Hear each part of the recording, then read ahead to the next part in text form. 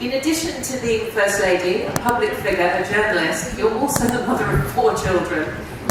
This is juggling a lot, but thinking about your children and the children of your country and beyond, and hearing your praying, what does a future hold for that younger generation, and what is it that the First Ladies and Gentlemen can do to help that next generation with their work?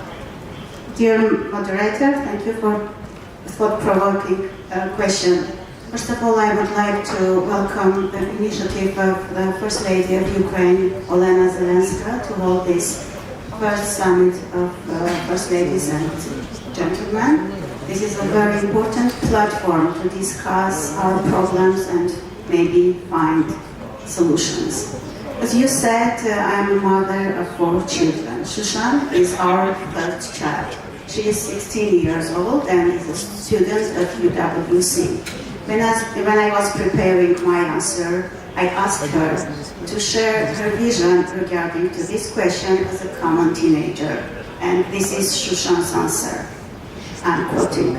From a perspective of a nowadays teenager, myself, an Armenian female and an international student, I can describe the mental health, mindset, and life of today's teenagers this way.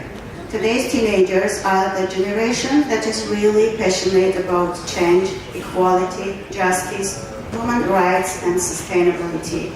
They try to understand the world and create a better future for themselves. A factor that can make everything much harder or much easier for them are adults, parents, siblings, etc.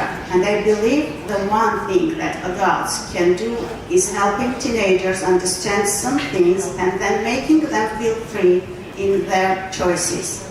In general, today's generation is definitely giving a bigger picture about the different future.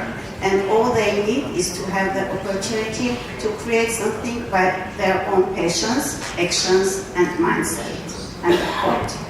Ladies and gentlemen, although Shushan is not mentioning big problems, but at the same time she is dreaming about different future. And it looks like that Shushan and her friends are not happy with the current situation of the world. I don't think that they appreciate the world we live in and are going to pass them. And to be sincere, they have, let's say, huge reason for that.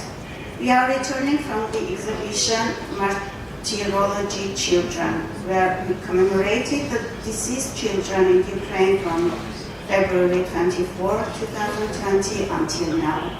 When I think about the question what the future holds for my children, children of my country, and the children of the world, first of all, I think about those children who no longer have a future, who remain in the past, and whose memory we have just commemorated.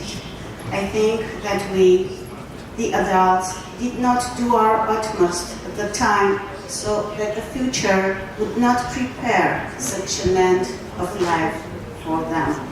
I feel extremely guilty for those kids. I feel very guilty for all the children of the world who were martyred in various wars, regardless of which country they were killed in, without distinction of race, color, religion, or social origin. It is not normal to have martyrology children exhibition in the 21st century. It is not normal to have children scared by bombing. It is not normal in the 21st century to have children trapped in a blockade, being hungry, exhausted, with a fear of genocide in their hearts.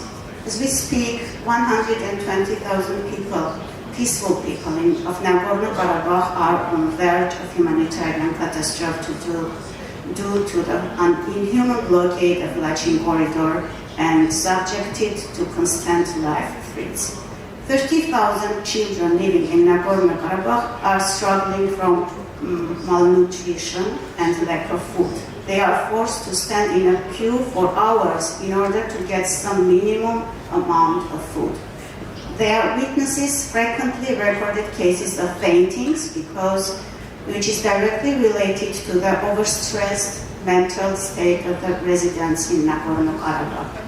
30,000 children are blocked in a small land derived from their inalienable rights such as right to food, right to health care, right to education. 2,000 pregnant women in Nagorno-Karabakh don't have even basic access to health care. Only a blockaded mind can turn a blind eye to the hardships of innocent people, and only a deadlocked heart keeps the blockade of the road of life, the Lachin corridor linked Nagorno-Karabakh to Armenia and the external world. Coming to the end, I would like to call all of us to be enough brave to find the solutions to all our problems, including above mentioned, from completely other angle. We need to value every single human life, and while all of us, or at least some of us, are busy with global political agendas and everyday routine, we need to find new ways and tools to stop the wars and value the human lives. At the end of the day, global peace is a fundamental condition for progress, and only in this regard we can inherit a better world for future generations. With all within our minds, Armenia, with Women Political Leaders Global Network, is organizing a summit dedicated to the role of women leaders to promoting democracy, peace and security in 19th-20 October in 2023 in Yerevan. Can I thank you for your contribution, and we'll learn more about that next summit beyond the scope of this meeting, but thank you so much. Okay, I just wanted to invite all these distinguished women to Yerevan in October to discuss the topic. Very important. Thank you. Thank you, and thank you for your very self-respect.